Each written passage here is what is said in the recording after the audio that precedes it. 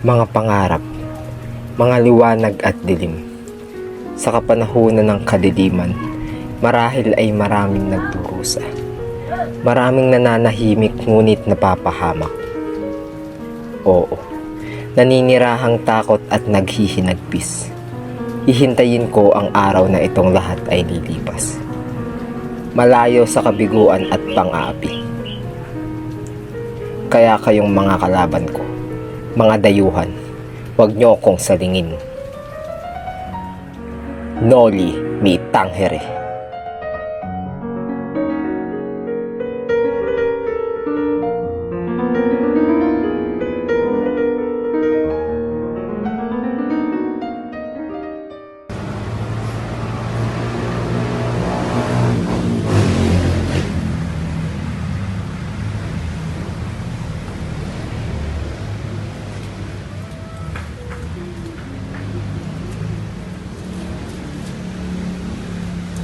Jesus Mariosep!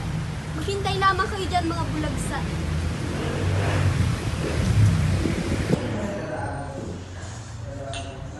Napakalaking handaan nito. Ano sa tingin mo? Naturalmente, si Don Santiago ay napakayaman. Hindi niya naaalalahanin ang gustusin ng labis.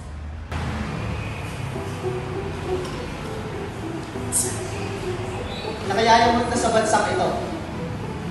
Ibang-iba ang mamahala dito kumpara sa pamamahala sa Madrid. Ang masama pa nito, puro mga Indio nakatira dito. Ayoko sa mga Indio. Mga mangmang. 20 taon na ako nagsisilbi at nagtitiis sa pagdidildil ng kanin at saging sa bayan ng San Diego. Ngunit nung umalis ako ay iilang matatanda lamang at mga hermanos ang mga naghatid sa akin. Mga walang utang na loob. Magdahan-dahan kayo, Padre. Nasa ilalim tayo ng buhok ng isang Indio. Huwag kang mag-alala. Matagal nang hindi itinuturing ni Chato ang kanyang sarili bilang isang Indio.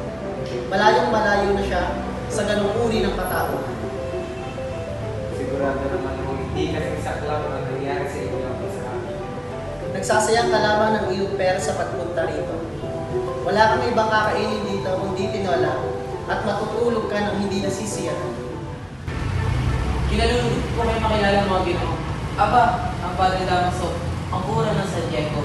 Kinagagala ko po kayo makilala, Padre, ang matalik ang kaibigan ng aking ama. Marahil mali po ata ako, Padre. Nagkakamali ka, Ino. Kailanman na hindi ko naging kaibigan ng iyong ama na si Don Rafael. Kung gayon, ikaw pala ang anak ni Don Rafael Ibarra, naway mapa sa iyo ang pinagkait ng iyong ama na kasiyahan. Gracias, Senyor. Mabait na tao ang iyong ama at matagal mo na siyang kaibigan. Maraming salamat sa inyo sa inyong mga papuri at napawi ang aking pagdududa sa kanyang pagwala. Marahil hindi ko siya nakilala, kaya ganito na lamang aking pagdududa para sa kanya.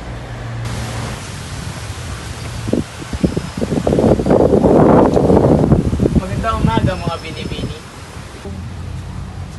Marapatin niyo ipakilala ko sa inyo ang nakasanayan namin mula sa Almen. Ang pagpapakilala sa mga hindi namin kakilala. Ako si Juan Crisostomo Ibarra. Sus, kasinungalingan. Oh Diyos ko, ba't parang wala lamang yung 7 taong kong pananatili sa Espanya? Binata, maging maingat kayo sa lihim ng inyong mga kaaway. Sa nangyari sa inyong ama, ay sana'y maging arlito sa inyo. Ngunit ipagpatawad mo, Tanyente. Wala akong nababatid na may kaaway ako at ang aking ama. Kung ganun, Tanyente, maraming salamat sa iyong pangaral. Ako yung uuna at ako'y may asikasuhin. Sige, kayo mag-iingat.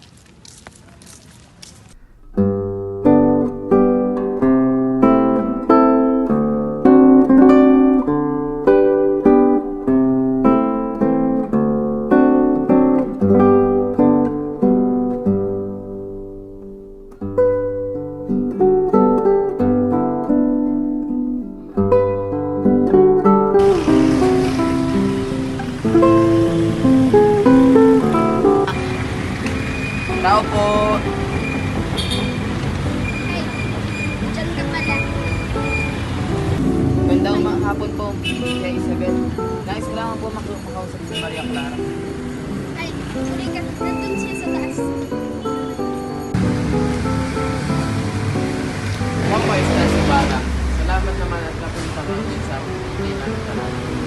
Magandang hapon din sa Shadow. Nais ko lang po makausap ang mga anak. Okay, sige. Clarita! Isabel, puntahan mo nga siya. Baka nahihiya lamang.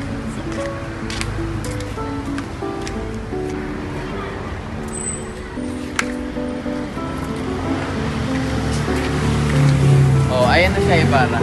Maaari na kayong mag-usap. Kailangan mo ba ng may inom, Ibarra? Gracias, senyor. Ngunit hindi na po.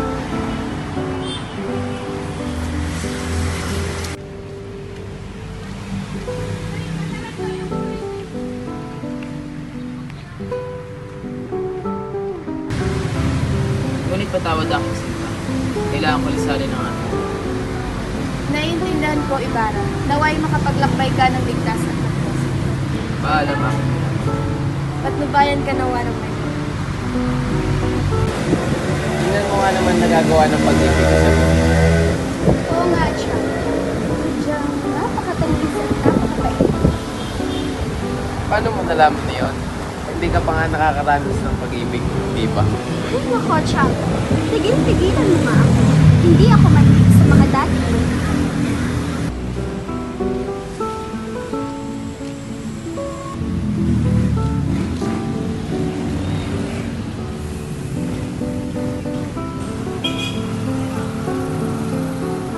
Paalam ako sa nila. Hanggang sa huli natin.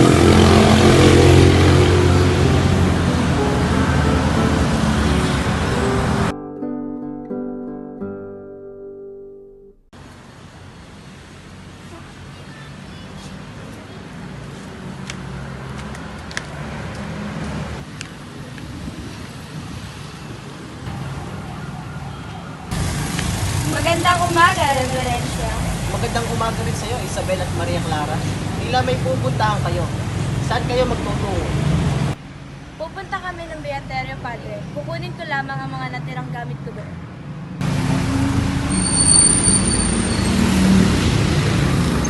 Tignan lamang natin kung sino masusunod sa ating dalawa.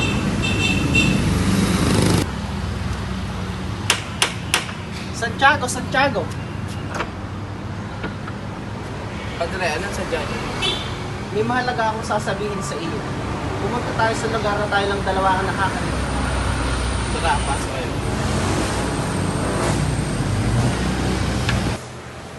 Tandaan mong mabuti, Tiago, ang aking mga sinabi. Bakit kapakanan niyo lamang ang aking iniisip? Sige ho, Padre. Masusunod ang inyong kahilingan.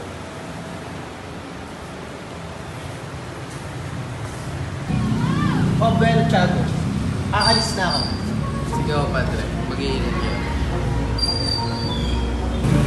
Sinabi ko na nga ba't ang aking kagustuhan ang masusunod?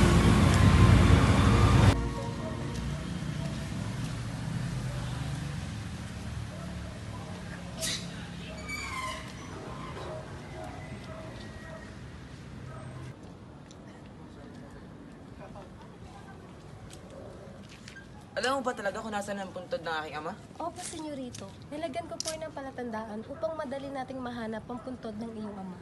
Siya, sige, hanapin na natin.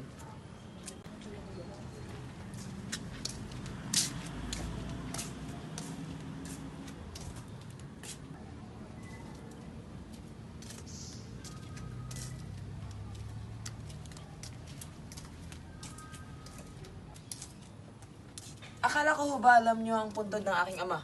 Dispensa, senyorito. Alam ko naman po talaga ang puntod ng inyong ama. Hindi ko lang po alam ba't tayo naliligaw ngayon. Puntahan mo nga ang mga supulterero. Tanungin mo kung ba't nagkaganyan ang puntod ng aking ama. Opo, senyorito. Mawalang galang na po. Alam niyo po ba kung bakit nawawala ang cross ng puntod na ito? Ay, yung cross na malaki po, sinunog ko po. Sinunog! Opo, gawa ng sabi po ay ilipat daw po sa libingan ng mga incheck. At ginawa mo naman. Hindi po, gawa na napakalakas po ng ulan noon. Itinabi ko po muna sa may tabi ng ilog po. Pasensya na po, senyor.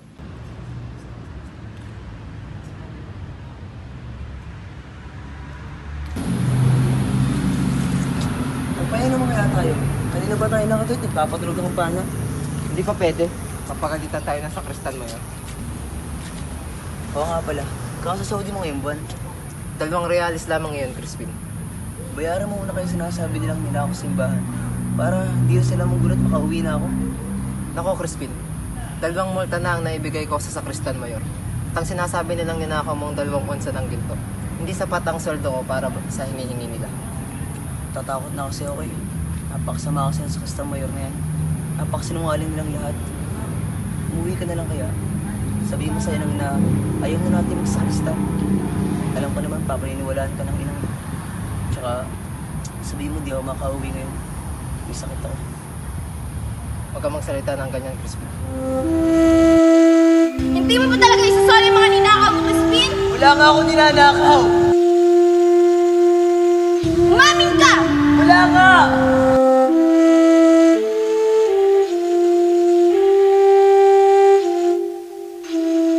Ayaw mo talaga umamin? Diyan ka, magulok ka! Inang! Basilio! Inang! Basilio!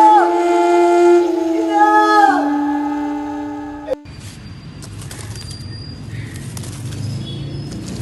Naku, siguradong matutuwa si Crispin at Basilio sa inihanda kong ulam. Nakikita kong pagod na pagod si Crispin at Basilio mula sa simbahan. Siguradong matutuwa si Crispin pag nakita niya ang tuyong tawilis habang pinipigyan ng kalamansi. Buti na lang nakahingi ako kay Pilosopong Tasyo ng tapang baboy ramo at hita ng patong bundok. Siguradong matatakam si Crispin pag nakita ito. Inang! Inang! Sus Mariosep! Ano nangyari sa'yo, Basilio? Inang, huwag kang mag-alala. Naiwan si Crispin sa kumbento. At siya ba'y buhay? Salamat at buhay siya. Bakit ka duguan? Naku naman! Ako po'y tumakas lang sa kumbento. Hindi po ako pinapauwi ng Sakristan Mayor kundi alas 10 ng gabi. Nakasalubong ko po ang mga gwardiya sibil sa bayan at sinigawan nila ako. Walang niya talaga ang mga gwardiya sibil na yan. Halika't gagamutin ko ang iyong mga sugat. Mga anak ko!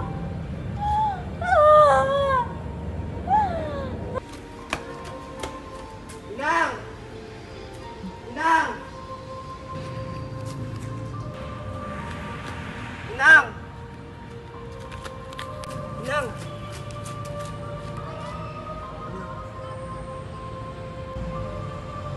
Inang, ako po ito, si Basilio.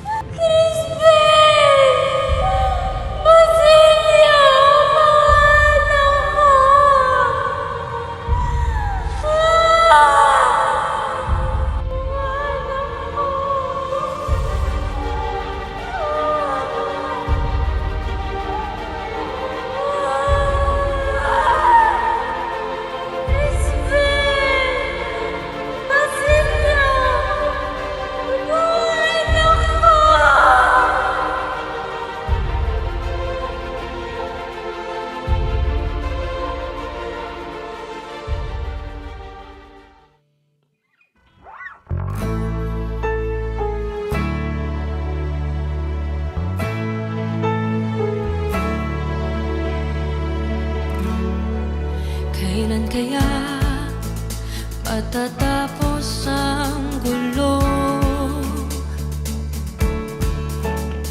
Kasalukuyan ko ay nakakalito. Umaasang malalampasan ko rin ito.